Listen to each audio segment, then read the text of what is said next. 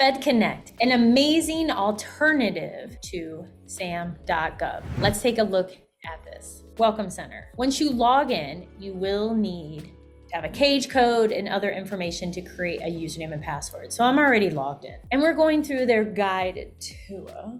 Let's continue. So there's a message center. Inbox, where you can communicate with the government. Drafts, outgoing messages. Outbox, sent messages. So you can see there's an element here that is very similar to your everyday email account. Now we're getting into the good part. That is finding opportunities, preferably profitable ones. There's different search criteria. There's advanced search, public versus private messages. Some messages received or distributed publicly by the government to all interested parties. Private messages are sent only to you and your company. So that's really cool that both are available. Click search criteria, and they're going to go back to basic search. That tutorial just took us through the messaging center, where you can search for any type of messages that you send to the government, public messages, as well as private messages. Now let's take a look at the different opportunities out there. There is a way for you to do an advanced search. For instance, often on Sam.gov, it will say, click here to go to FedConnect. This is what they're talking about. Or you can just go to FedConnect, find the opportunity that way. There's different types. You notice pre-solicitation. In other words, hey, the movie's coming. It's going to be out in a theater very soon. In other words, the opportunity is going to be released soon. We have reverse auction, very similar to Unison. We have solicitation. We have sources sought. We're doing a little shopping, a little comparison out there, and special notices. Those are like just special messages and updates. You can drill down by the date. You can type in an agency. You can look up through your NAICS, PSC, all very similar to Sam.gov. Before I begin, we start to look at some of these. I want everyone to understand something. While different organizations may say, everything is on SAM, that's where you need to go, or maybe even little Unison to find opportunities. At the end of the day, the federal government consists of human beings. They're going to place an opportunity where they are directed to place it, be it Sam.gov, Unison, FedConnect. They don't even release it publicly. At the end of the day, it's up to them. So I'm here to ensure you are fishing in as many ponds as possible to increase your likelihood of finding opportunities that you qualify for.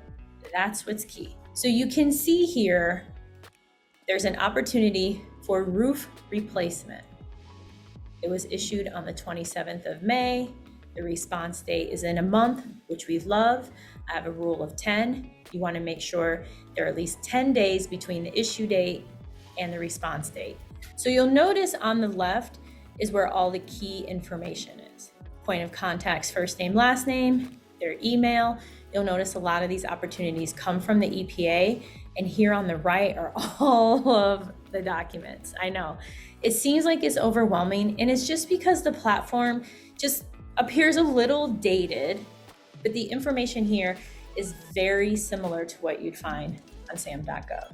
I actually prefer the way it's set up because it's labeled. So you know, here's the solicitation. It at one point had a pre-solicitation. Here are the amendments. And you can just click on any of these here. There was also a pre-solicitation posted on May 25th, just a couple days after my birthday, for medical consultant services for SSA, Social Security Administration. You see Angela Lee's the point of contact. The information is here. You'll notice an overview pops up here, very similar to what you see on the left-hand side of the box. And that's all we have. There's no additional information. I'm the type, I like to click everything just on the off case there's something there, because you never know. I know you can get rid of this dead space. I've decided to just search by solicitation, and you also can take notice of the agencies who are using FedConnect, Social Security, Office of Clean Energy, Western Upper Great Plains region. This is probably Department of Energy. So this is Small Business Set Aside, Department of Energy, Western Upper Great Plains region. Mona is the point of contact. It was issued on the 23rd, due on the 5th of June. And as you scroll through here, you'll start to find all of the information pertaining to what they're looking to purchase. I know you might get dizzy. Are you getting dizzy? So for this opportunity, what's really important is that you immediately locate how they are to evaluate who's going to get the opportunity. So you see that Small Business Set Aside, they want truck beds is what they desire.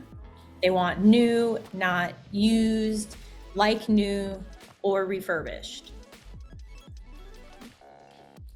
It says award will be made to only one vendor, and the quote must meet or exceed all specifications provided and is the lowest price. There's an additional document right there that outlines all of the specifications for these truck beds. It's 4 pages in duration. So if this is something that's of interest to you, awesome. However, can you come in as the lowest and make a profit? Only you know that. But what's great is you have the information here. Perhaps you sell similar products, but you're not sure if you want to bid on this one. You have the contact information for Mona, and this provides the opportunity for you to contact Mona via email and phone and request a capability brief. Here's another one to show you.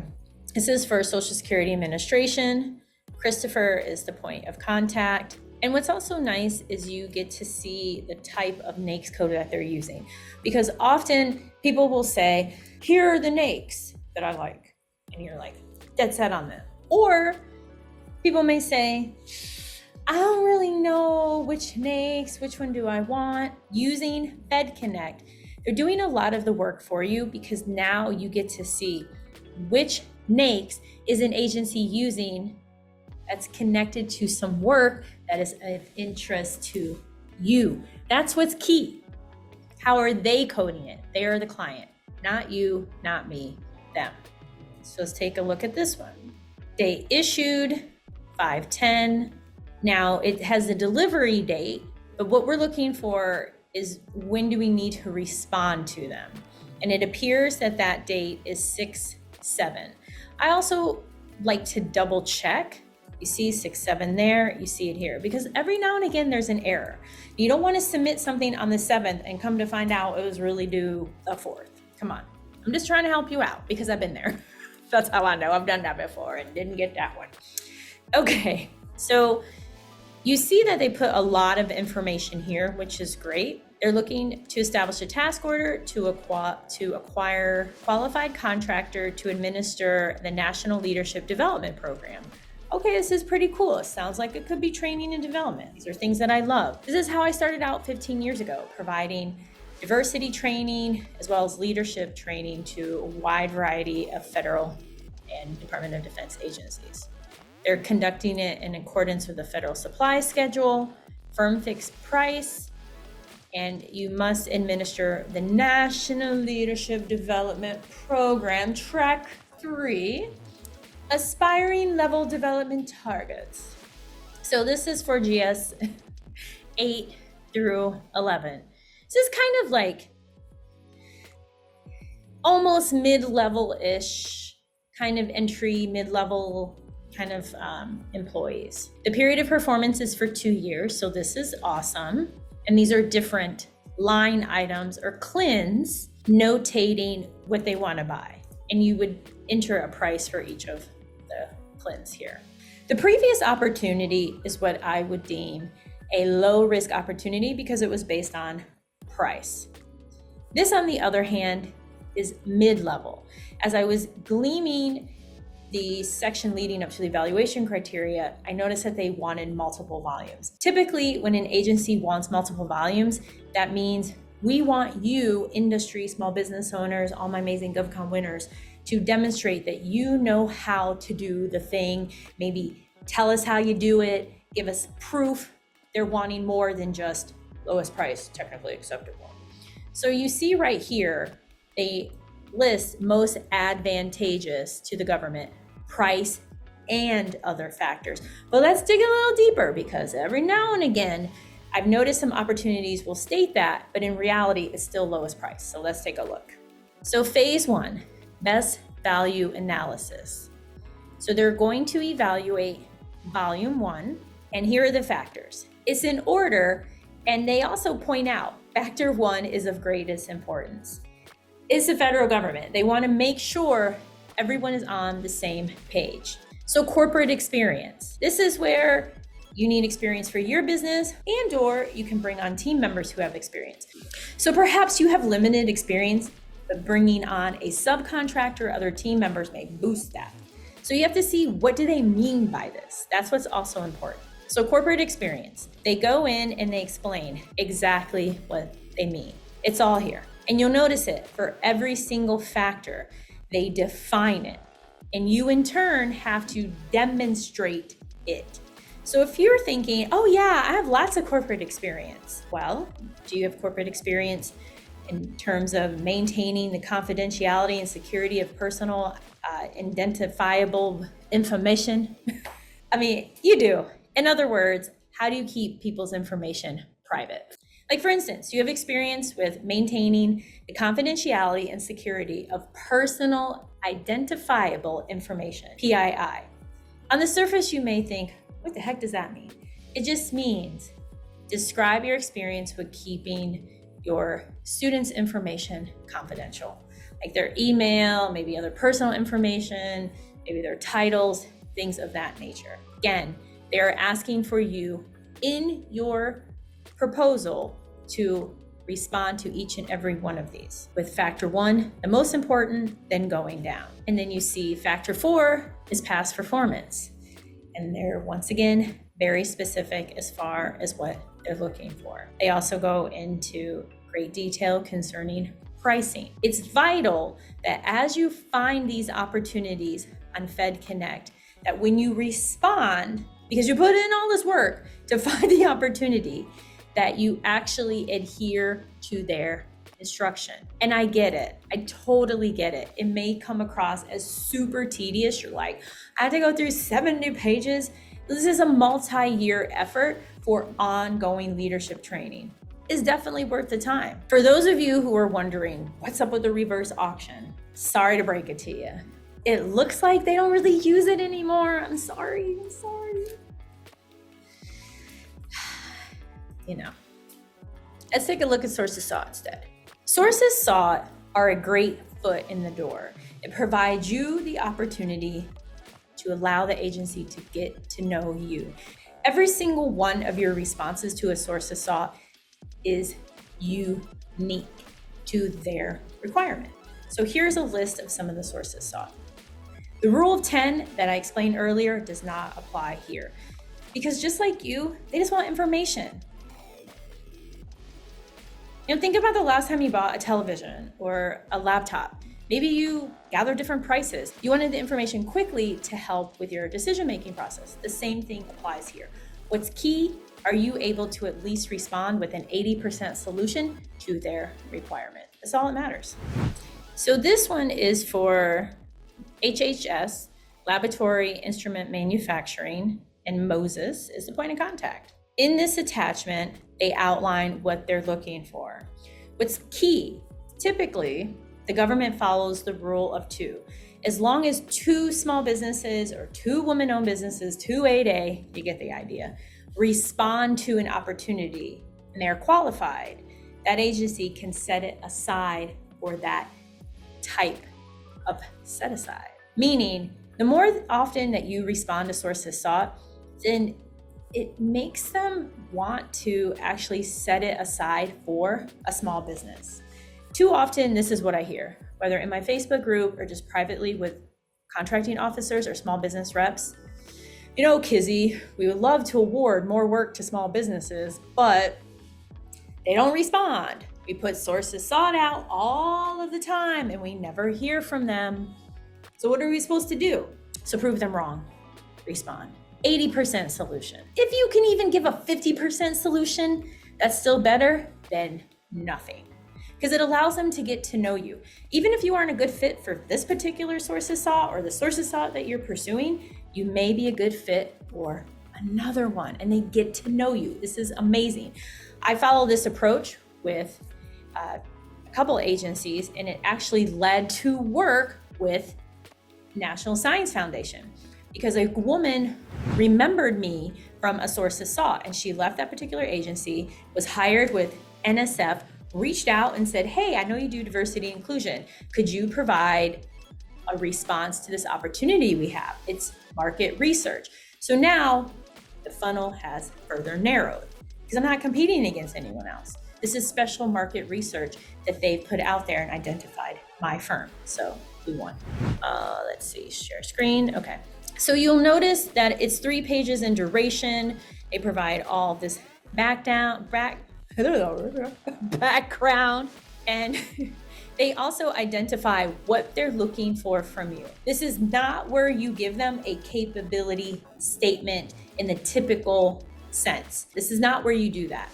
What they're looking for is a specialized capability for this opportunity. So you must be able to demonstrate your ability to provide the equipment that they need. And they want you to list all of this information here. Very simple. In addition, they outlined that your response should not exceed 3 single-sided pages, including all attachments. Just follow the instruction. That's all you have to do. Just follow the instruction. By doing that, it raises the bar. There's a woman in my Facebook group. Her name on there is Mel. It's an amazing Facebook group. Please make sure you join. And she talked about releasing a sources sought and that of the responses, several of them did not adhere to her instruction. And she was very frustrated because she is an advocate for small businesses. That's one of many reasons she dedicates her time to being involved in numerous free government contracting groups. And that's also what's awesome about being involved in government contracting groups, such as mine on Facebook, is you get additional information in real time from people out there, from contracting officers. She's a real life contracting officer. So with all that said, my amazing GovCon winners, FedConnect is the place for you to go. Whether you're looking for a solicitation, a sources sought notice, no, I'm not an avid bowler, it is the place to go. And what's really cool is it's pulling up agencies that I bet never crossed your mind to even respond to. So please find different opportunities there, respond. That's all you can do. I challenge you, respond to 3 things in the next 30 days. I know you can do it. All my amazing GovCon winners, I adore each and every single one of you. Please join my Facebook group. Check out profitablecontracts.co. If you haven't, check out govconwinners.com.